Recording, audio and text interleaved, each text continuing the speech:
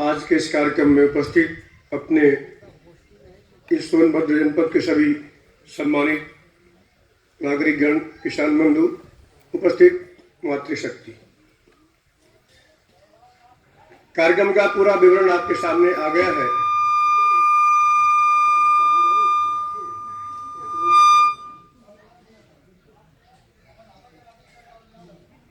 और अभी मुझे ठाकुर साहब के जीवन के बारे में कुछ बातें, कुछ प्रसंग बताने के लिए ऐसा कहा गया है।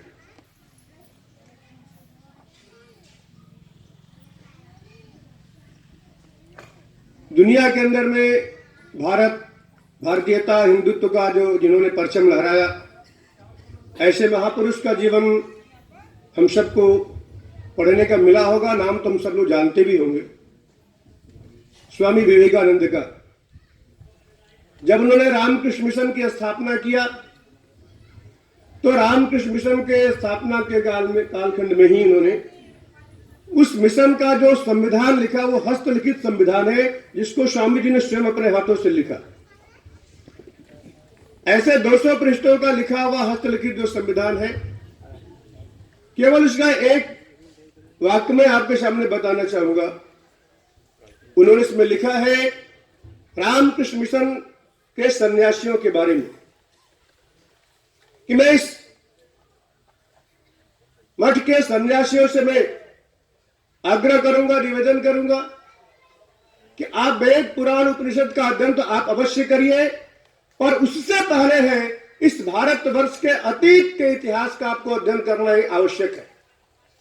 अब कभी कभी बड़ा विचित्र सा लगता है कि जो सन्यासी बन चुका है, भगवा वेश को धारण कर चुका है, जो वेद का, उपनिषद का, पुराण का, रामायण का, गीता का उसको अध्ययन करना चाहिए, पर ऐसे व्यक्ति को स्वामी जी ने कहा नहीं, उससे पहले आपको देश के गौरवशाली अतीत के इतिहास का आपको अध्ययन करना पड़ेगा। इसलिए कि जब आप भ्रमण पर देश समाज के जागरण में जाएंगे तो आपको देश के गौरवशाली अतीत की कहानियां, घटनाओं को आपको सुनाना पड़ेगा, तभी देश का, समाज का आप जागरण कर सकते हैं। नहीं तो केवल आप अंधभक्त लोगों को तैयार कर सकते हैं। इसलिए व्यक्ति केंद्रित भक्ति नहीं, इस समाज, राष्ट्र केंद्रित भक्ति रहनी चाहिए। इसलिए आपको यह अध्ययन करना ये आवश्यक होता है।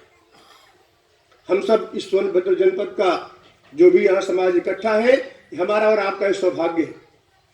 इस जनपद में ऐसे अनेक सामाजिक क्षेत्र में अपना पूरा संपूर्ण जीवन लगाने वाले कार्यकर्ताओं का जन्म हुआ है।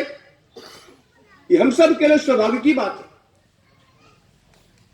जिनके जीवन के बारे में मुझे आज कुछ बताने के लिए कहा गया ठाकुर साहब के बारे में, पड़ोस में शारदा जी का जन्म स्थान है, सुकृत में ओम प्रकाश चौबे जी का जन्म स्थान है। अभी आपके जनपद का पुराना हिस्सा जरा मिर्जापुर में, अरौरा में घनसाराम जी का स्थान था। मेरा भी सौभाग्य है कि जिन्होंने मुझे शमशेर बनाया, ऐसे आदरणीय जवाहर मिश्रा जी इसी जनपद के रहने वाले हैं। ऐसे अनेक विभूतियां अपने इस जनपद में पैदा हुई हैं। इनका इतिहास हम सबको अवश्य पढ़ना चाहिए। आप नाम जानते होंगे, उनके गांव के बारे में भी जानते होंगे, 4 बातें और कुछ जानते होंगे, पर उनके इतिहास को हमें भी और आपको पढ़ना पड़ेगा। तो ठाकुर साहब का जीवन कैसा रहा है। अभी वर्तमान का जो बस्ती जो कमिश्नरी है, कभी ये बस्ती जनपद एक रहा करता था। बस्ती, सिद्धार्थनगर और संत कबीर नगर 3 जिले भी हैं। पहले एक जिला था। उस जिले के जिला प्रचारक के नाते ठाकुर साहब वहां पर काम कर रहे थे और उनके पास एक साइकिल थी। उस साइकिल से उस समय उस पूरे जनपद पे वो काम कर रहे थे। और साइकिल की भी विशेषता क्या थी, मुझे भी उस जनपद में काम करने का अवसर मिला। 4 साल में जिला प्रचारक था सिद्धार्थनगर में। तो उनकी कहानियां अभी गांव गांव लोग सुनाते हैं। ठाकुर साहब के बाद कई प्रचारक गए हों, वापस लौट आए, पर अगर गांव में अगर किसी कहानी सुनाई जाती है परिश्रम की, अनुशासन की, उसमें ठाकुर साहब का नाम है।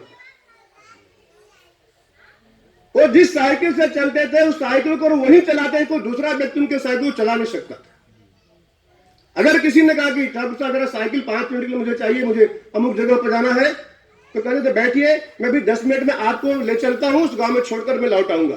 पर अपनी साइकिल नहीं देते थे, किसी को हाथ लगाने भी नहीं देते थे सफाई करने के लिए। कि नहीं, मेरी साइकिल है, मैं चलाता हूं, मैं स्वयं सफाई करूंगा। उनका अनुशासन कैसा था। हम लोगों ने बहुत वरिष्ठ प्रदाताओं को केवल नाम सुना, उनके जीवन पढ़ते हैं, पर ठाकुर साहब के जीवन को देखने के बाद अपने वरिष्ठ प्रचारक जिन्होंने संघ की स्थापना में अपने को विसर्जित कर दिया, जिनको हम लोग देख नहीं पाए, इस प्रकार के लोगों को ठाकुर साहब के जीवन को देखने के बाद लगता था कि ऐसे लोग थे। आदरणीय दीनदयाल उपाध्याय जी के बारे में उनके जीवन परिचय में लिखा हुआ है, ऐसे कई वरिष्ठ अधिकारी बताते भी कि जनसंघ के कार्यकर्ता होने के साथ भी जब भी वह प्रवास पर निकलते थे तो उनके साथ उस समय संघ का जो गणवेश था वो रहता था। नेकर तो उनके साथ परमानेंट प्रवास में रहती थी। जब उनकी मृत्यु हुई है दीनदयाल नगर में, जो अटैची खोला गया उसमें से भी नेकर ही निकला।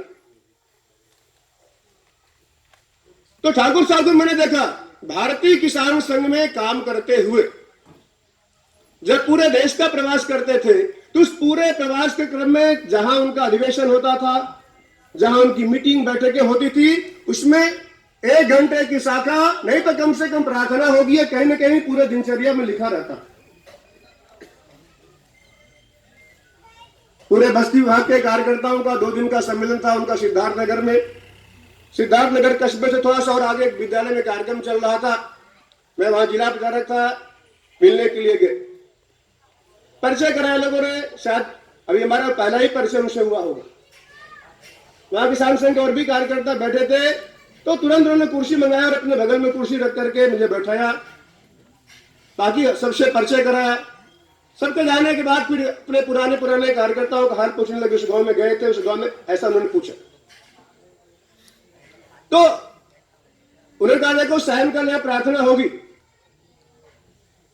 अगर तुम्हारे पास समय होना तो सायंकाल आना, तो बाकी और भी कार्यकर्ता तुम्हारा परिचय करा देंगे। मैं सायंकाल पुनः आया तो विधिवत जैसे अपनी शाखा लगती है वैसी शाखा लगी, प्रार्थना कराया उन्होंने। वहां के प्रांत संगठन मंत्री उस समय थे, उन्होंने कहा देखिए अब पता नहीं हम लोग इसका पालन कर पाएंगे नहीं कर पाएंगे, पर ठाकुर साहब भक्ता जीवन का आखिरी क्षण तक ये कहीं भी जाएंगे, किसी भी कार्यक्रम में जाएंगे, पर घंटे भर की शाखा इनकी नहीं छूट सकती है। ये भारतीय किसान संघ में काम करने के साथ साथ ये उनके जीवन के साथ में लगा था। संघ शिक्षा वर्ग में उनके बारे में लोग बताते थे, और कुछ समय तक जब उनका संघ शिक्षा वर्गों में प्रवास था तो हम लोगों ने निकट से देखा भी। पर जो पूर्व की कहानियां उनको सुनाई जाती थी कि बहुत पुराने प्रचारक कार्यकर्ता जो रहे, उन्होंने कहा कि संघ शिक्षा वर्ग में ठाकुर साहब किस समय सोते थे और किस समय जगते थे, कोई देख नहीं पाया उनको। रात को भी 12 बजे भी कोई निकला मैदान में तो ठाकुर साहब का हाफ पैंट पहन करके संघ स्थान पर दिखाई पड़ते थे। अगर 3:30 बजे 4 बजे भोर में भी कोई दिखाई पड़ा, निकल गया सबे जग करके नहाने धोने, तब भी वो नेकर में दिखाई पड़ते थे। ये लोग पता करते थे सोते कब है। ये इस प्रकार का उनका स्वयं के जीवन के लिए यह कठोर अनुशासन था, और उसी प्रकार के अनुशासन का पालन वो बाकी लोगों से करने की अपेक्षा भी करते थे। इसलिए जब भी कहीं बैठक में कार्यक्रम में आने का उनका प्रवास जब निश्चित होता था तो पूरी विधिवत तैयारी से लगता कोई ऐसा अधिकारी आने वाला है, एक वहां पर लोगों के मन में डर भय जैसा रहता कि कहीं से कोई गड़बड़ी नहीं रहनी चाहिए, हर प्रकार की व्यवस्था दुरुस्त रहनी चाहिए। इस प्रकार का संघ के काम को करने के लिए जो विदेश में सबसे पहले प्रचारक गए मनोहर भिणे जी, वो प्रवास में आए हुए थे गोरखपुर में, तो उन्होंने कार्यकर्ताओं के बीच में चर्चा के प्रसंग जब निकले तो अनुशासन कैसा होना चाहिए कार्यकर्ता का, उसमें बकायदा ठाकुर साहब का नाम लेकर के उदाहरण दिया। जो व्यक्ति आज जीवित है वो नहीं चले नहीं गए, हमारे बीच में देखो इस प्रकार का अपना कार्यकर्ता होता है कि कार्यक्रम समय से शुरू होना चाहिए, इसके लिए मैं कैसे किस प्रकार वहां पर पहुंचना है, बहाना कुछ नहीं चल सकता है। ऐसे उनके जीवन के प्रसंग सभी प्रमुख कार्यकर्ताओं के सामने उन्होंने सुनाया। तो उनके जीवन को देखने के बाद ऐसा लगता था कि हाँ, जिनको हम लोग नहीं देख पाए, डॉक्टर हेडगेवार के जीवन को हम लोग पढ़ते हैं, देखे नहीं, गुरु जी को हम लोग देख नहीं पाए, उनके जीवन को पढ़ते हैं, दीनदयाल जी को हम लोग देख नहीं पाए, उनके जीवन को पढ़ते हैं, पर ठाकुर साहब के जीवन को देखने के बाद ऐसा लगता है कि अवश्य में वे कार्यकर्ता चले गए, पर जो कार्यकर्ता छोड़ कर गए, जिनको निर्माण करके बना कर गए, अपने जीवन का अवश्य कुछ न कुछ महत्वपूर्ण अंश